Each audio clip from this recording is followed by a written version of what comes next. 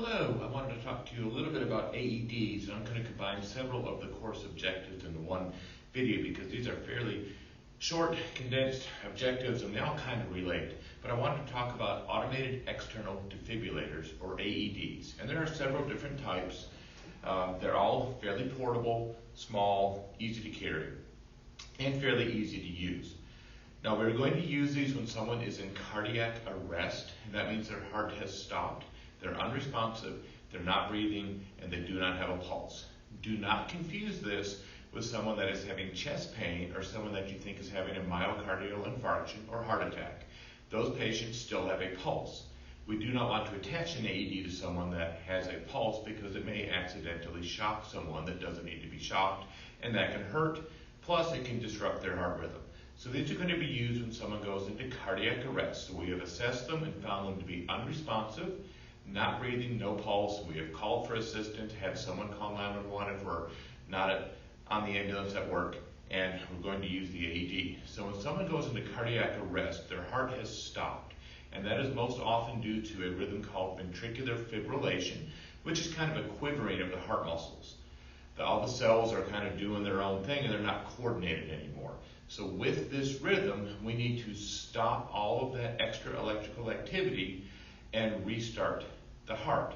So this is almost like the Control-Alt-Delete that we would use on a computer.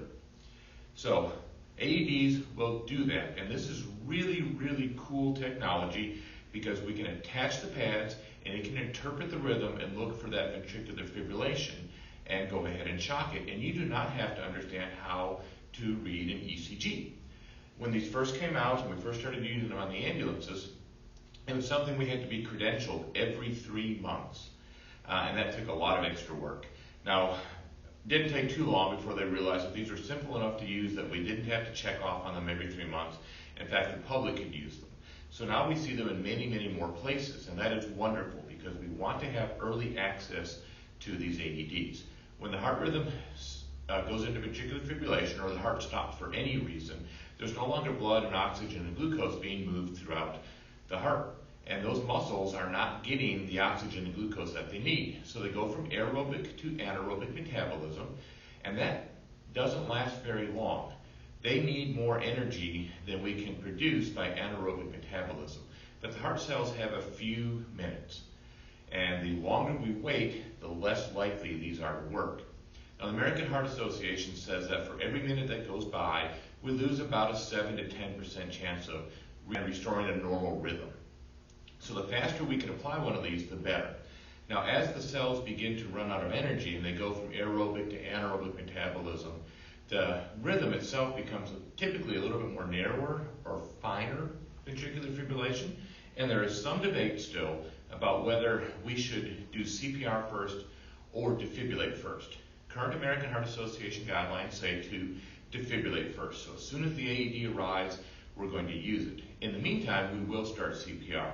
But if you just happen to have an AED in your hand and someone collapses right in front of you, American Heart recommends that you use the AED before you start CPR.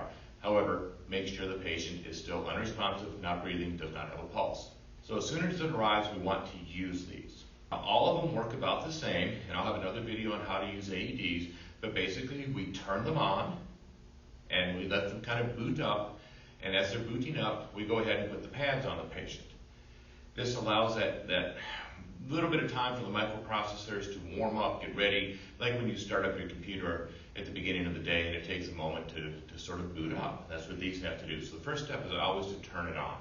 All the AEDs that we use are semi-automatic external defibrillators, meaning that we have to turn them on and we have to press the button to shock.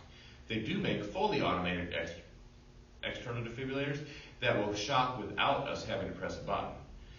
You can think of it like an implantable defibrillator. Those we don't have to press a button. If the heart goes into the wrong rhythm, it will detect it and automatically shock it.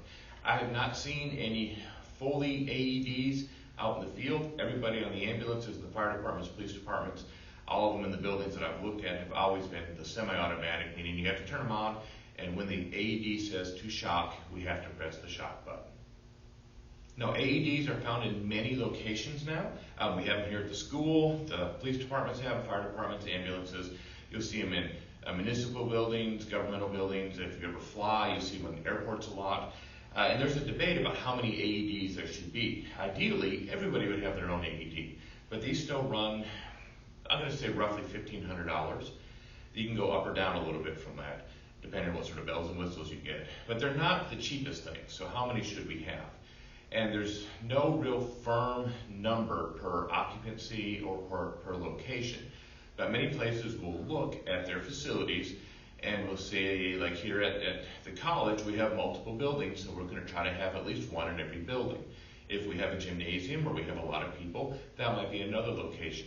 We see them at baseball fields, we see them at football games, in the stadium sometimes, just different places that we can get to.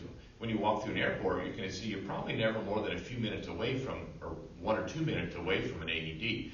They have many of them there. But there's always a balance between cost and how many we should have. Now, when you get your AEDs and you have them out there, these run off of batteries, and those batteries do go bad. These do a self-check usually every day to make sure that all the electronic components are working like they're supposed to. And if they are not, it'll start beeping, kind of like a smoke detector, or it'll have some alarm that will show you that the AED is not ready, no longer able to be used, and then you have to check it. In addition, the pads that we use, and these are some of the adult pads, have expiration dates. And some of them are 1 year, some of them are 2 years, but you need to check the expiration dates. And when those expire, we need to replace them with new pads. Thank you for watching the video on AEDs and how they came about and how we use them. I'll have another video that will go into more detail about how to use the pads and how to use AEDs within the teen resuscitation concept. Hopefully this will answer a few of your questions and answer the objectives for the course, and look forward to seeing you in the next video.